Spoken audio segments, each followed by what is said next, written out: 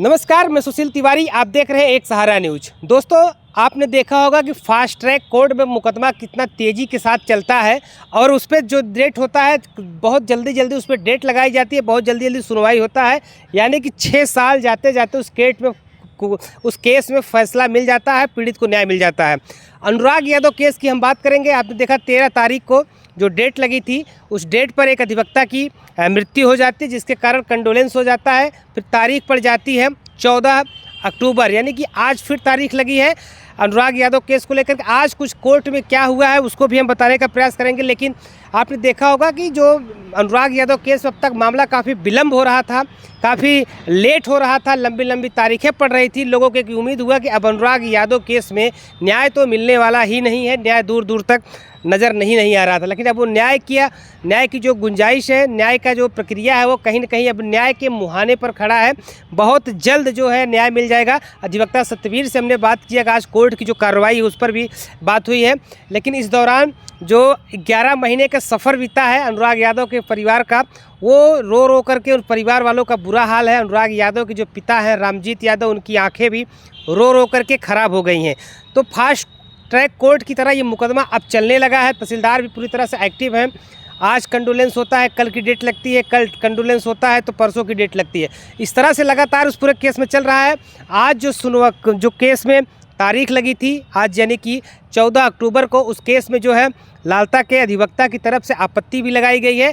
लेकिन उसमें जो प्रकरण आपत्ति के अलावा जो लगाया गया है वो ये लगाया गया है कि अनुराग यादव केस में उनका कोई लेना देना नहीं है, उनको फंसाया गया है। लेकिन जो उनका मकान था, जिस मकान को लेकर के अनुराग यादव का जो प्रधान है, जो परिवार है, जो गांव वाले चाहते थे, जिसने अनुराग यादव की हत्या की, उसका मकान गिरना चाहिए क्योंकि मकान बंजर की ज़मीन में है। उसमें फाट भी कट गया है।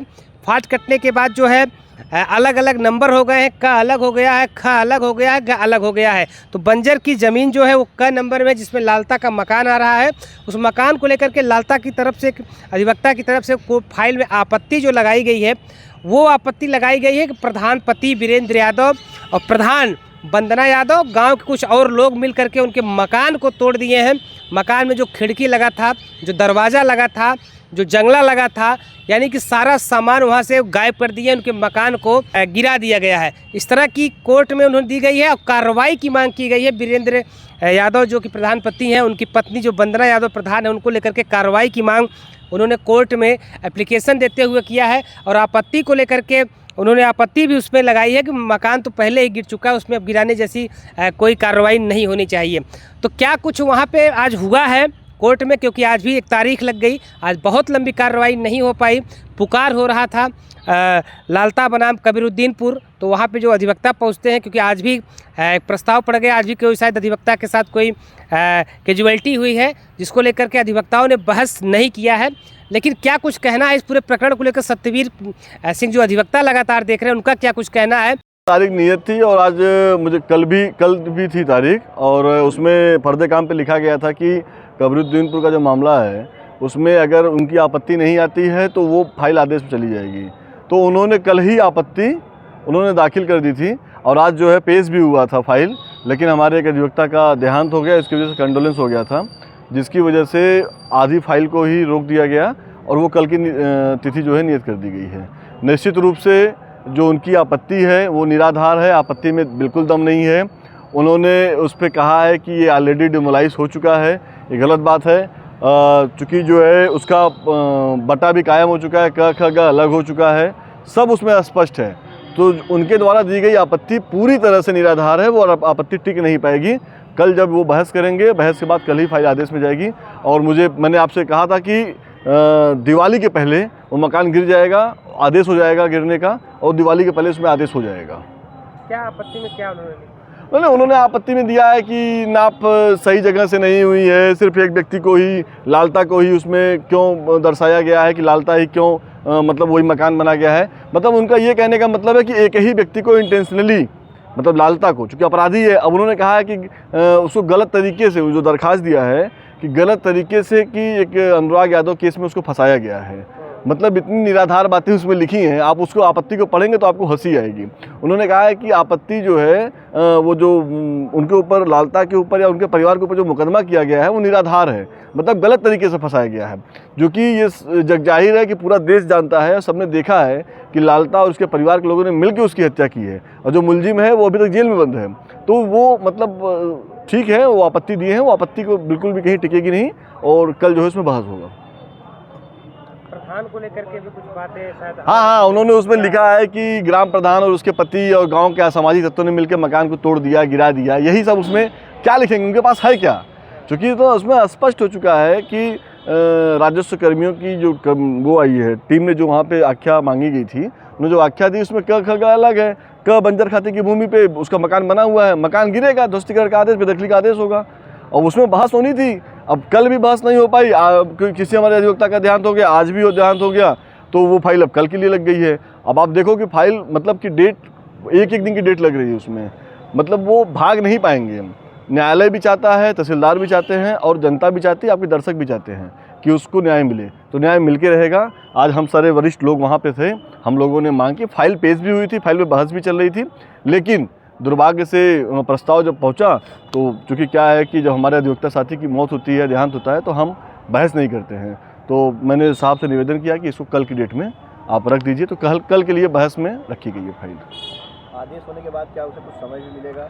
15 दिन के अंदर स्वयं से, उसमें लिखा जाता है कि आप 15 दिन के अंदर स्वयं से अपने मकान को, जो आपने अवैध निर्माण किया है, आप उसको हटा लीजिए, बेदखल हो जाइए आप। अगर आप नहीं हटाते हैं तो प्रशासन के द्वारा उसको गिरवा दिया जाएगा। जब प्रशासन ने नोटिस चस्पा किया था उसमें 15 दिन का समय दिया गया था उसको, लेकिन मैंने आपसे, नहीं वो स्पष्ट सही मैंने आपको बताया, मैंने पहले भी आपसे बताया था कि उसमें फाट नहीं पड़ा हुआ था, जो पेज अटका हुआ था।